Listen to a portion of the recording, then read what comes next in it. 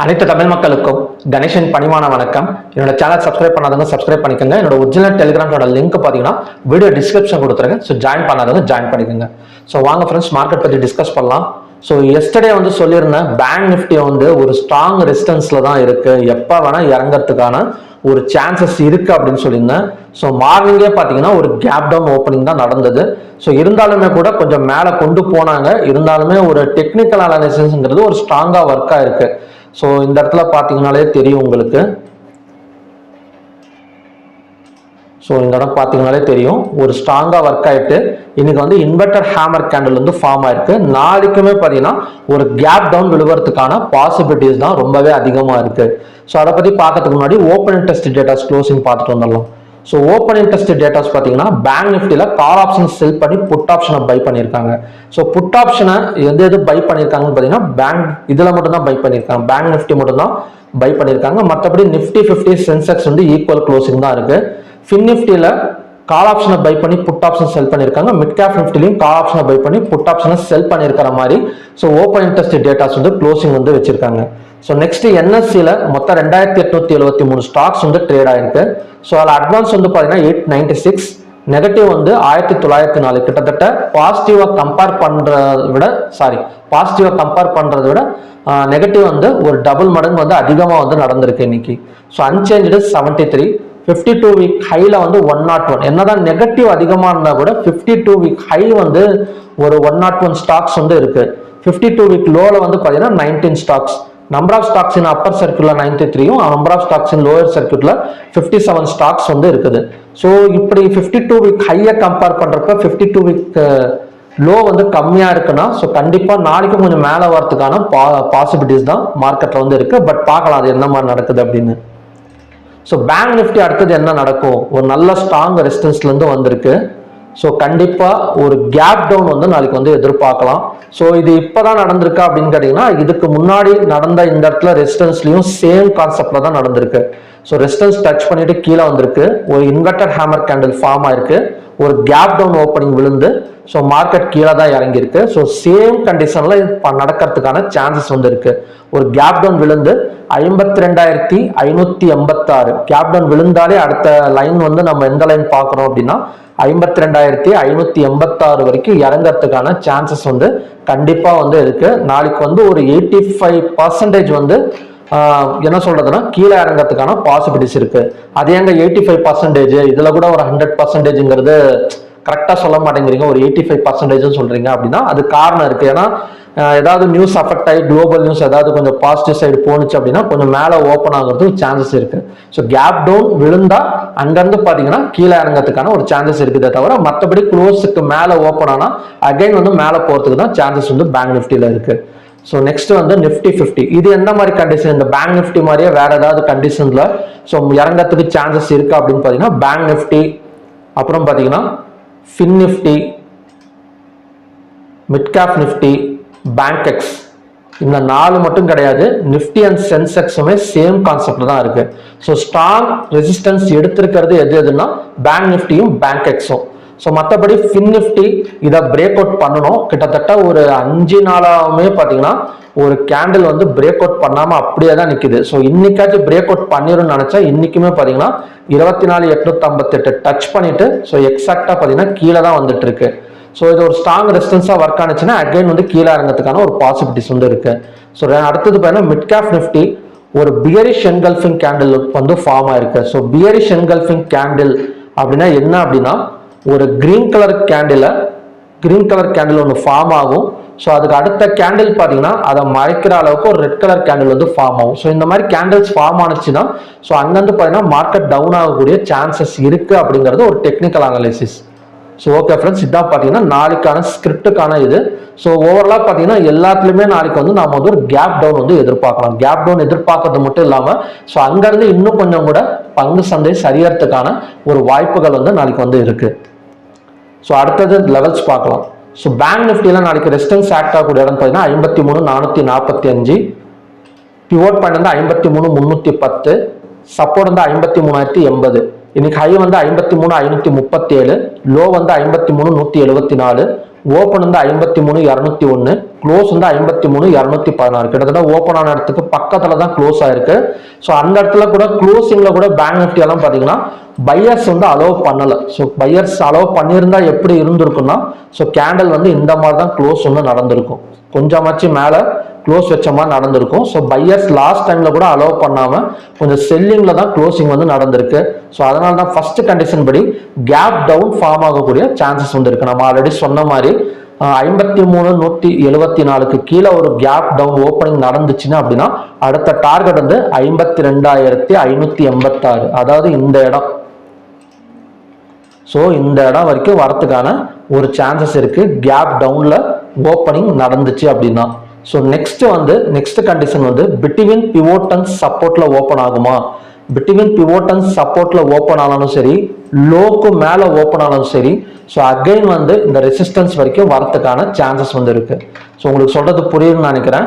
So இந்த கேண்டலுக்கு மேல open வச்சுட்டா, அதாவது ஓப்பனிங் வந்து நடந்துட்டாலே ஸோ கண்டிப்பா அகைன் வந்து 53,900 வரைக்கும் வரத்துக்கான ஒரு சான்சஸ் வந்து இருக்கு. ஸோ நாளைக்கு நான் நடக்க போற ஓப்பனிங்கே பார்த்தீங்கன்னா ஒன்று லோவை பிரேக் பண்ணி கீழே ஓப்பன் வச்சது அப்படின்னா செல்லிங், இல்லைன்னா லோக்கு மேலேயோ இல்லை க்ளோஸுக்கு மேலேயோ ஓப்பனிங் நடந்துச்சு அப்படின்னா ஸோ அங்கேருந்து பார்த்தீங்கன்னா மார்க்கெட் வந்து ரிவர்ஸ் ஆகக்கூடிய சான்சஸ் வந்து பேங்க் நிஃப்டியில் வந்து இருக்கு. நாளைக்கு இந்த ரெண்டு கண்டிஷன் படி நம்ம ட்ரேட் பண்ணாலே போதும்.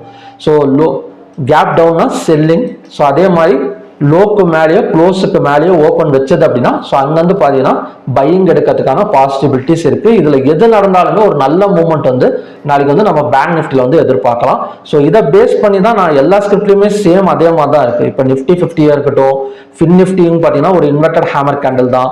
மிட் கேப் 50 ஆல்ரெடி பார்த்தீங்கன்னா ஒரு பியரிஷ் என்கல்ஃபிங் வந்து ஃபார்ம் ஆயிருக்கு. ஸோ அதுவுமே பார்த்தீங்கன்னா இறங்கிறதுக்கான சான்சஸ் வந்து இருக்கு. ஸோ அப்படி பார்க்குறப்ப இன்னும் கொஞ்சம் குளோபல் மார்க்கெட்ஸ் எல்லாம் பார்த்தீங்கன்னா நிஃப்டி 99.5 பாயிண்ட்ஸ் வந்து இறங்கி இருக்கு, நாஸ்டாக் -60ல இருக்கு. இன்னும் கொஞ்சம் வந்து செல்லிங் ப்ரெஷர் இருந்தது அப்படின்னா நம்ம நினைக்கிறது நாளைக்கு வந்து 100% நடக்கிறதுக்கான சான்சஸ் வந்து இருக்கு. ஸோ நெக்ஸ்ட் வந்து நம்ம ஸ்டாக்ஸ் பார்க்கலாம். ஸோ ஸ்டாக்ஸ்ல இன்னைக்கு ரொம்ப எதிர்பார்த்த ஸ்டாக் எந்த ஸ்டாக் அப்படின்னு பார்த்தீங்கன்னா அதானி என்டர்பிரைசஸ். இப்போ நான் சொல்ல போற 3 ஸ்டாக்குமே பார்த்தீங்கன்னா உங்க அதானி குரூப் ஸ்டாக்ஸ் தான்.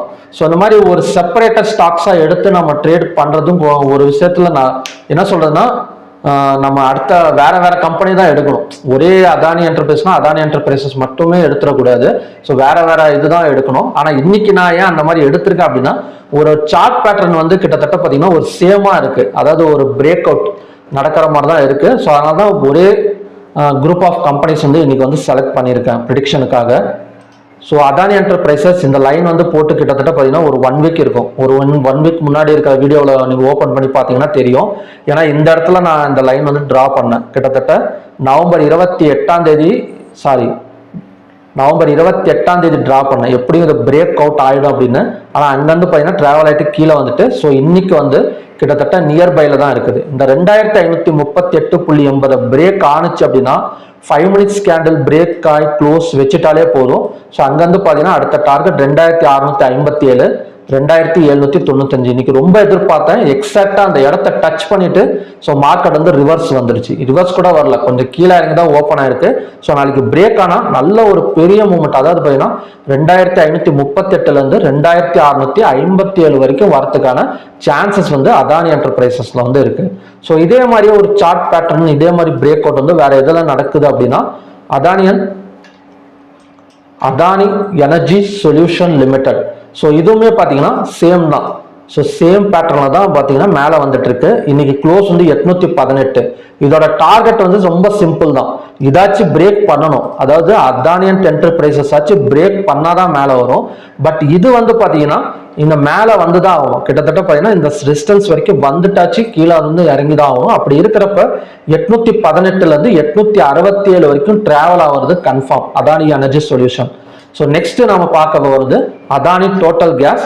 ஸோ அதானி டோட்டல் கேஸ் மட்டும் சார்ட் பேட்டர்ன் கொஞ்சம் வந்து டிஃபரன்ஸாக இருக்கும். இருந்தாலுமே இந்த கேப் ஃபில் பண்ணல. கிட்டத்தட்ட பார்த்தீங்கன்னா என்னைக்கு அந்த கேப் ஃபார்ம் ஆனிச்சு அப்படின்னா நவம்பர் 27க்கும் நவம்பர் 28க்கும் ஒரு கேப் ஃபார்ம் ஆனிச்சு. அந்த கேப் ஃபில் பண்ணாமல் ரிட்டர்ன் எடுத்துட்டு இருக்கு.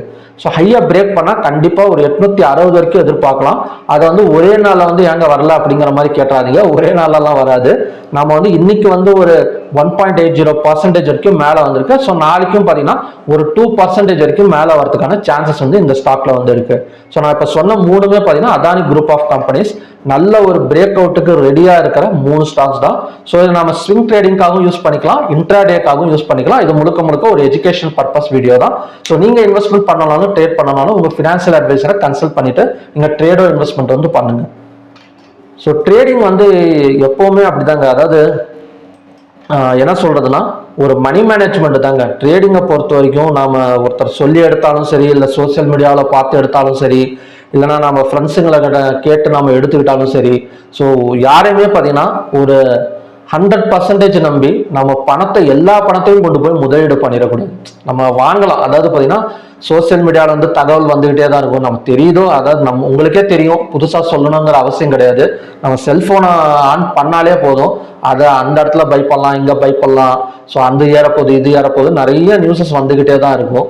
ஸோ இதில் நம்ம வந்து பார்த்தீங்கன்னா 100% யாரையுமே நம்பி முழுசாக வந்து ட்ரேடிங் வந்து பண்ணிடக்கூடாது. நமக்குன்னு ஒரு பிரின்சிபல் மணி மேனேஜ்மெண்ட் வச்சுக்கிட்டோம் அப்படின்னா அந்த மணி மேனேஜ்மெண்ட்ல இருந்து அது அவங்க சொல்றது தப்பாவே இருந்துச்சு அப்படின்னா கூட நம்ம பாதிக்காத அளவுக்கு நம்ம வந்து ரிஸ்க் எடுக்கணும். உங்களுக்கு சொல்றது புரியுங்களா? இப்போ என்ன சொல்றதுன்னா, ஒரு நண்பர், இப்போ என்னோட ஃப்ரெண்டு எனக்கு வந்து ஒரு ஸ்டாக்ஸ் வந்து வாங்க சொல்றாருன்னு வச்சுக்கோங்களேன். இப்போ அதானி வந்து அவர் வந்து வாங்க சொல்றாரு எனக்கு. இப்போ என்கிட்ட ஒரு 1 லட்சம் ரூபாய் வந்து வச்சிருக்கேன் நான். இப்போ அவர் வந்து எனக்கு க்ளோஸ் ஃப்ரெண்டு. இவனுக்கு ட்ரேடிங் கற்றுக் கொடுத்ததே அவர் தான். அவர் சொன்னால் அப்படியே நடக்கும் அப்படிங்கிற மாதிரி இருக்கு. அவர் வந்து எனக்கு வந்து ஸ்டாக் வாங்க சொல்றாரு. நான் என்ன பண்ணுவேன் அப்படின்னா, 1 லட்சம் ரூபாய் கொண்டு போய் அந்த ஸ்டாக்ஸை வாங்கிட மாட்டேன், ஆப்ஷன்ஸையும் வாங்கிட மாட்டேன். நான் என்ன பண்ணுவேன்னா, எனக்குன்னு ஒரு மணி மேனேஜ்மெண்ட் வந்து நான் வச்சிருப்பேன்.